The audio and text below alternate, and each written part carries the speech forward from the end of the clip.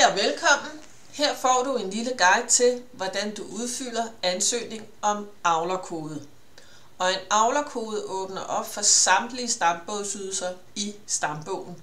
Og det er selvfølgelig, hvis du vil have et stutteri, og du skal avle med dine PRI-heste.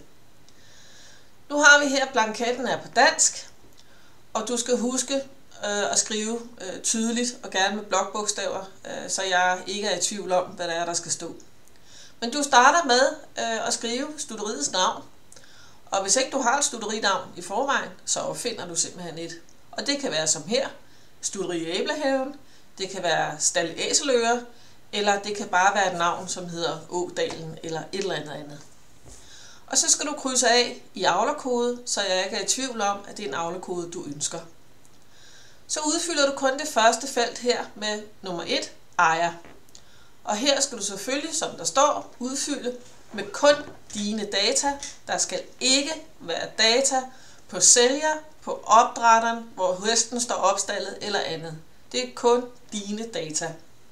Og det er med dit fulde navn, CPR-nummer, din fulde adresse, øen du bor i, postnummeret, dit mobilnummer og så din e-mail. Jeg har udfyldt det lidt her, så du kan se, hvordan det skal se ud. I de næste 2 felter, som står for repræsentant og stutteriet, der skal du ikke skrive noget, du skal bare lade det stå tomt.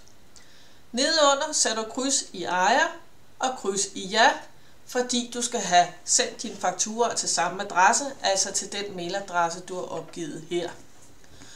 Skulle du tidligere have haft en ejerkode, hvis du har haft en valak, og senere skaffer dig flere heste og gerne vil avle, så må du meget gerne skrive din ejerkode her.